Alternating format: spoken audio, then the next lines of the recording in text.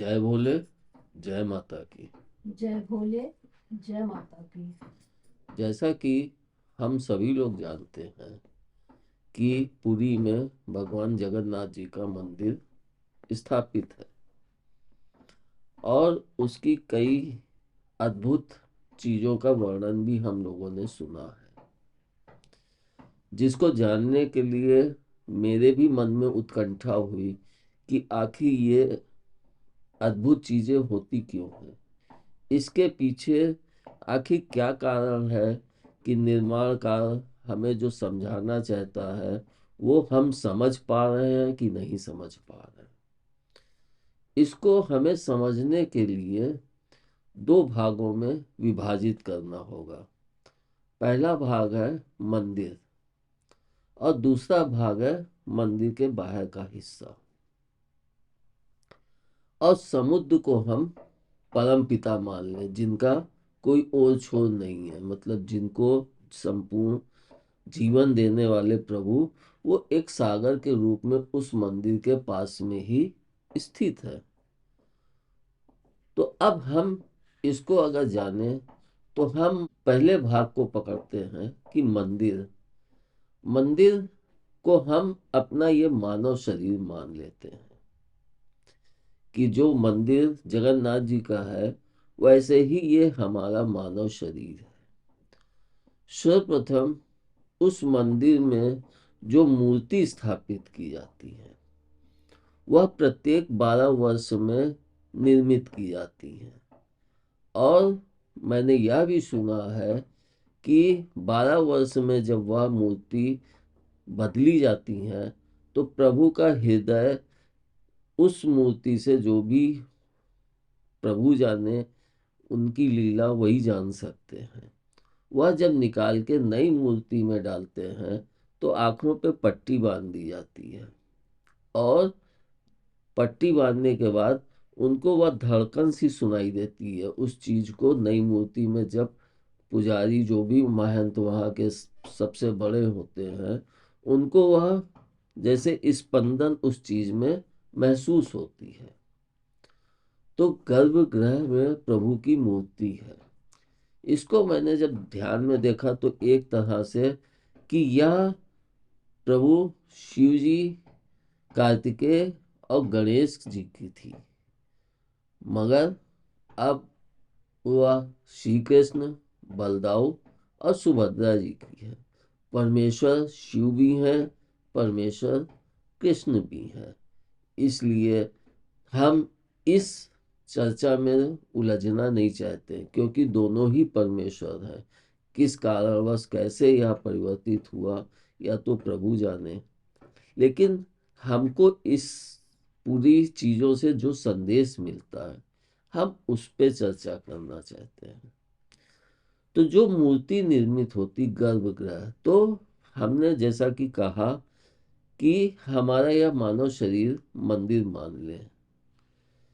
अब हम इसके गर्भगृह में जो मूर्ति, मतलब जैसे कि हम अपने गर्भ में एक नए संतान को आधारशिला रख के और उसका निर्माण करते हैं, उसी तरह से प्रभु ने यह दिखाया है कि हर 12 वर्ष में वह मूर्ति बदली जाती है। और जैसे कि गर्भ से बालक जन्म लेता है, लेकिन 12 दिन तक वह, जहाँ पे माँ लोग, जैसा कि हमने अपने घरों में देखा भी है कि 12 दिन तक बच्चे को प्रकाश में नहीं लाया जाता है। अगर वह बाहर लाते हैं तो उसके शीश पे कोई वस्त्र ढक देते हैं ताकि उसकी आंखों में एकदम से प्रकाश न पड़े। तो 12 तक, मतलब 12 दिन, 12 दिन 12 तक हम उसे प्रकाश में नहीं लाते हैं। और जब उस मूर्ति से दिल निकाल के नई मूर्ति में लगा देते हैं तो फिर वह मूर्ति बाहर आ जाती है, वह उस गर्भगृह में नहीं स्थित रहती है। तो इसका मतलब यह है कि हम जब तक गर्भ में हैं तब तक तो हमारा दिल शांत है, प्रभु के ही उस पे धड़क रहा है, प्रभु से बात भी करता है, प्रभु से जो भी इंडिकेशन हो, जो भी माता पिता से, वह उसको प्राप्त होते रहते हैं। लेकिन जैसे ही 12 मतलब 12 दिन पर 12 वर्ष पश्चात मूर्ति वहां से बाहर आ गई, तो हमारा दिल भी वहीं रह गया। क्योंकि फिर हमारा दिल जो होता है वो इस संसार के हिसाब से धड़कने लगता है। क्योंकि हम जब तक गर्भ में थे, ना हमारे भाई थे, ना माँ थी, ना पिता थे, ना दोस्त थे, ना मौसी, ना मौसा, ना नानी, कोई भी नहीं था। लेकिन बाहर आते ही हमें जब यह ज्ञान होने लगता है कि ये मेरी माँ है, ये मेरे पिता हैं, ये भाई हैं, ये मेरी पत्नी, ये मेरे बच्चे, तो हमारा दिल उनके प्रति धड़कने लगता है। इसलिए प्रभु ने वहां पे यह दर्शाया है कि वह दिल जो हमारे गर्भगृह में था वह वहीं रह गया, और बाहर आने पे हमारा दिल ही नहीं है। वह दिल दूसरे हमारे जो भी इष्ट मित्र हैं या जिनके, उनके लिए धड़क रहा है, तो हम दिल छोड़ आए वहीं पे। जो हम मंदिर में देखते हैं कि 3 मूर्ति हैं, तो उसका कि प्रभु स्त्री पुरुष में फर्क नहीं किए, क्योंकि वह हमारा वस्त्र होता है। लेकिन प्रभु ने 3 मूर्ति मतलब शिव, कार्तिकेय और गणेश, 3 सोच को इंगित किया है। पहली सोच शिव। शिव मतलब कि जो संसार के प्रति सोचे, जो सबका भला सोचे, जो सबके लिए सोचे, और जिसके अंदर यह धारणा हो कि मैं किसी की भी सीमा में कोई भी हस्तक्षेप नहीं करूंगा, लेकिन अगर कोई मेरी सीमा में हस्तक्षेप करता है तो मैं उसके लिए बहुत ही मजबूत मतलब सुदंड भी हूँ, और उसको उसके इस कर्म का फल भी देने के लिए समर्थ हूँ। मतलब प्रभु ने कि शांति से हर चीज को अपने में उभारा भी है और हमको दिखाया भी है। दूसरी मतलब बनवासी, कि हम जो ये वस्त्र, कपड़े, गाड़ी, मोटर, इन सब ऐश्वर्यों में लगे हुए हैं, लेकिन शिव चाहे तो वो सब कुछ उपस्थित हो सकता था। लेकिन उन्होंने दर्शाया कि यह चीज कुछ समय के लिए है, अपने को मजबूत करो, अपने को वो बनाओ, तब तुम उस ईश्वर को समाहित हो पाओगे, उस ईश्वर से। दूसरा जो सोच है दूसरी, वह थी कार्तिकेय की, जो सिर्फ अपने विषय में सोचे। यह भी हम संसार में देखते हैं। जो प्रभु की सोच है, शिव की सोच है, उस सोच का व्यक्ति इस संसार में बहुत ही कम मिलेंगे। शायद किसी एक देश में अगर हम देखेंगे तो उंगलियों में गिन लेंगे इस सोच के होंगे। लेकिन दूसरी सोच जो है कार्तिकेय की, वह सोच इफरात भरी पड़ी। वह क्या है कि अपना स्वार्थ, अपना हित, हमारी खुशी, हमको ऐशबाजी चाहिए, हमको ये चाहिए, हमको सम्राट का पद चाहिए, हमको हर चीज वो चाहिए जो इस संसार में हमको ऐश्वर्य प्रदान करे, लोग हमारे आगे झुके, हमको लोग महानता की सीट पर पहुंचाए। तो दूसरी सोच यह भी पृथ्वी पे हम बराबर संसार में देख रहे हैं कि वह भरी पड़ी है। और तीसरी सोच जो सबसे छोटी दिखाई है, यानी गणेश, वह सोच यह है कि जैसे पशु हो या मनुष्य हो, लेकिन प्रेम होना चाहिए। गणेश के अंदर कितना प्रेम है कि माँ के प्रति प्रेम, पिता के प्रति प्रेम।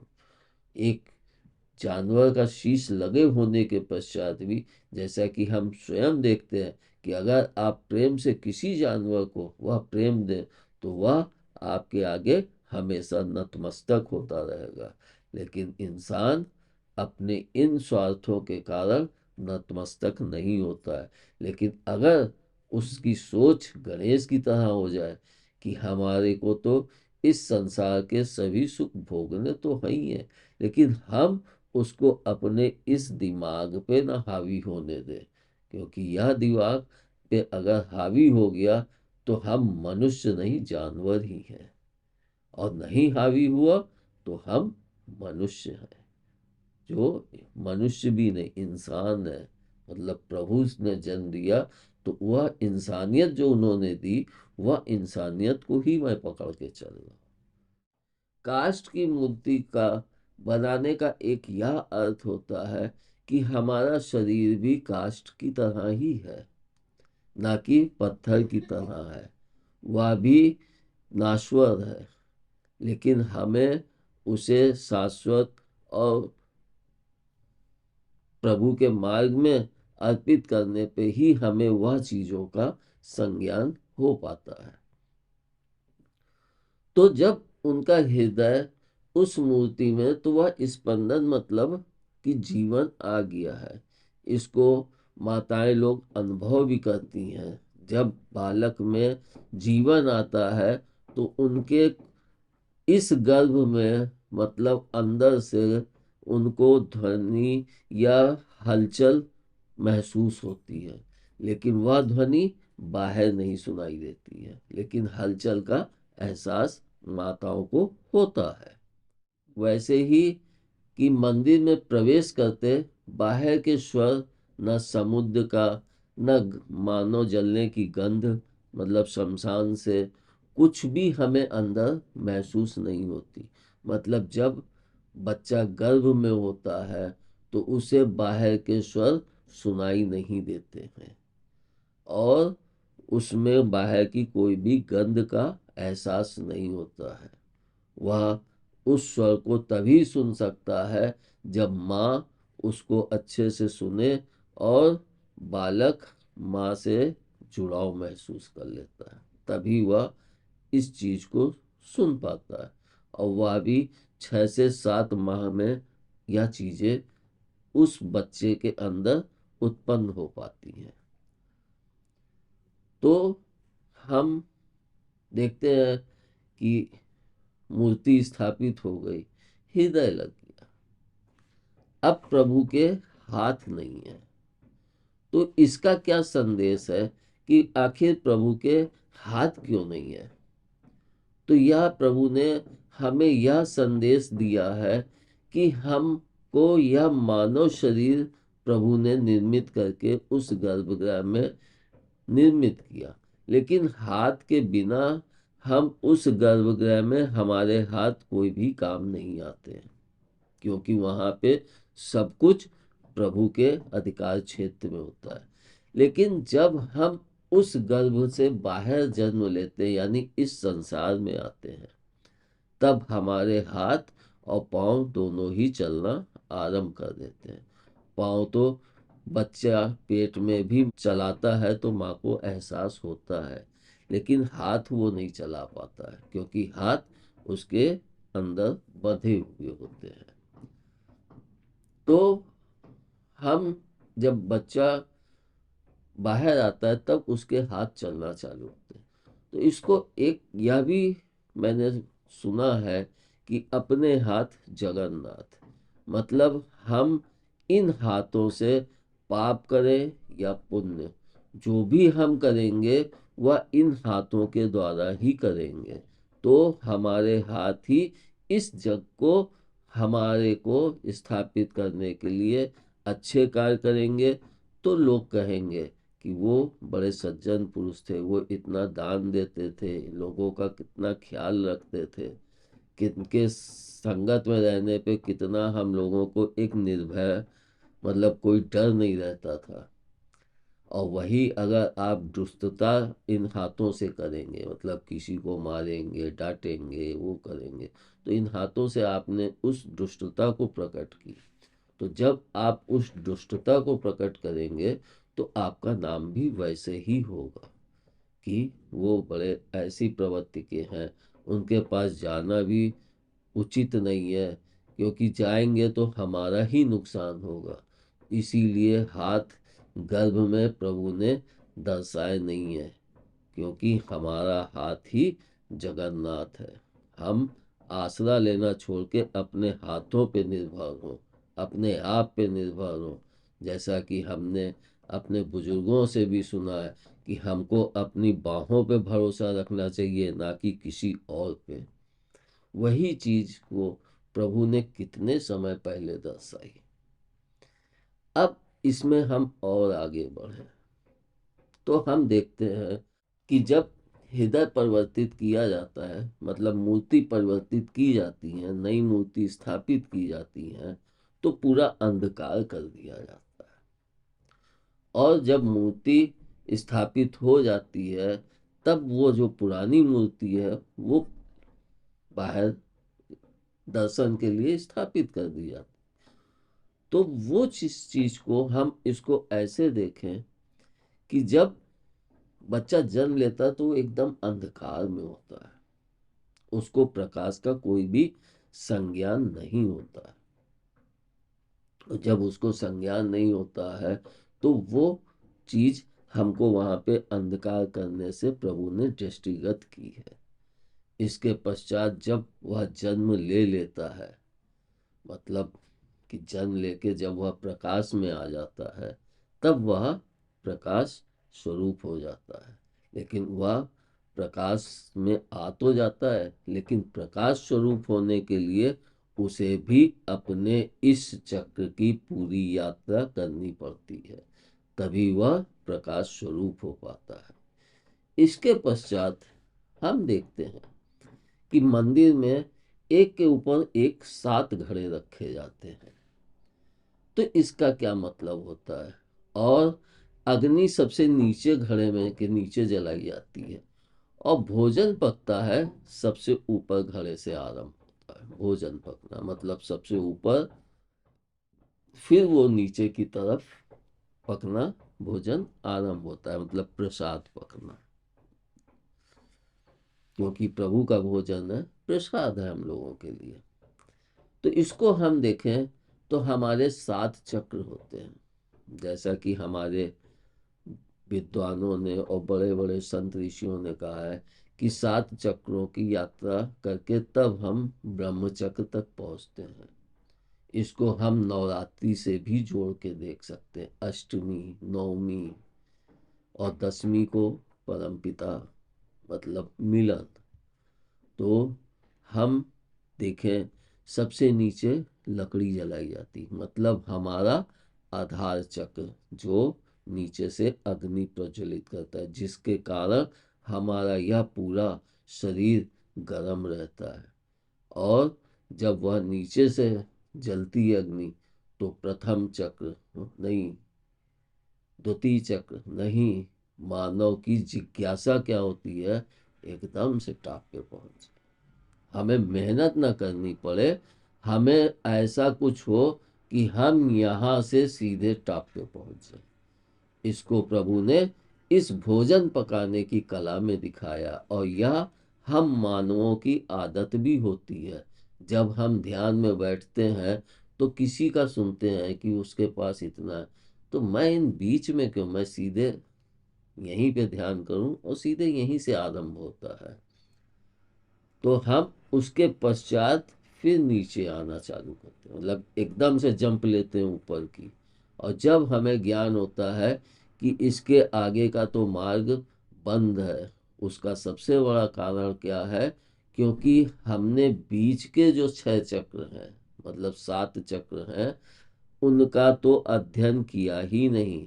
मतलब ना आधार चक्र की अग्नि कैसे जलेगी, उसका कुछ भी नहीं अध्ययन किया। लेकिन पहुंच कहाँ गए? सबसे टॉप पे, अष्टमी यानी 8वां चक्र। तो हमको जब 8वें चक्र पे पहुंचता हूँ, तब माता पिता कहते हैं बेटा नीचे आओ। और नीचे से फिर से स्टेप बाय स्टेप हर सीढ़ी, मतलब हर चक्र का ज्ञान लेते हुए अपनी पूर्णता को दर्शाओ। और उस पूर्णता को दर्शाते हुए तब तुम अपने 9वें चक्र की तरफ पहुंच पाओगे, वरना यहीं पे ठहर जाओगे। कुछ दिन के लिए तो ऊपर चढ़ गए, लेकिन नीचे आने पे फिर वह वापस चढ़ना एक एक सीढ़ी बहुत ही, मतलब मेहनत और समय चाहिए उसको, ज्ञान और अपने को शांत, जब तक ये चीजें हम अपने अंदर प्रकट नहीं करते हैं तब तक हम उन 8वें चक्र तक नहीं पहुंच सकते हैं। तो यह प्रभु ने हमें अपने शरीर के अंदर के उसको दर्शाया है इस भोजन पकाने की विधि से। अब इसके पश्चात हम मंदिर के बाहर में आ जाएं। तो जैसा कि मंदिर के बाहर आते ही मतलब कि जैसे ही बच्चा जन्म लेके इस गर्भ से बाहर प्रकट होता है, मतलब गर्भगृह से बाहर आता है, इस शरीर मतलब मंदिर से बाहर आता है, वैसे ही उसको बाहर की ध्वनि सुनाई देने लगती है। मतलब अंदर ध्वनि नहीं सुनाई देती है, बाहर ध्वनि सुनाई दे रही है।